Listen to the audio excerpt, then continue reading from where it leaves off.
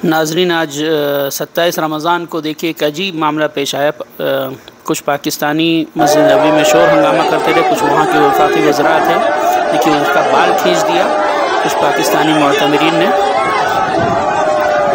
और वहाँ पे एक और मरियम औरंगज़ेब, एक वफाकी नए सब वज़रा आए हैं। देखिए अभी मेंटेनेंस कर रहे हैं, उनको चोर चोर के अल्फाज कहे जा रहे हैं। बड़ा चोर है पाकिस्तान में।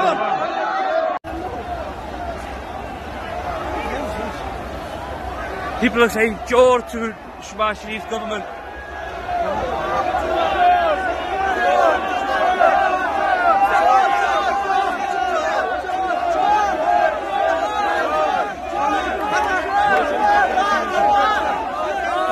ये उज़रा सलाम पेश करने जा रहे हैं, लेकिन उनको परेशान किया जा रहा है। चोर चोर के अलकाब से नवाज रहे हैं सब।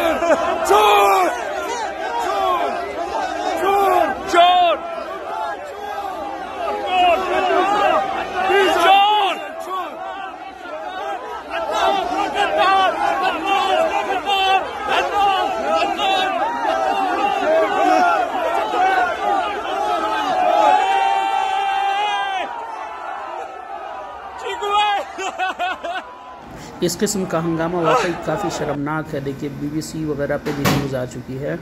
मस्जिद नबी में वफाकी वज़रा के ख़िलाफ़ नारेबाजी। मरियम औरंगज़ेब जो जिनके को लोग परेशान कर रहे थे, चोर चोर कह रहे थे, उन्होंने उसकी मजम्मत की है और उन्होंने कहा है कि मैंने दरूद पेश किया और इन लोगों की हिदायत के लिए दुआ की।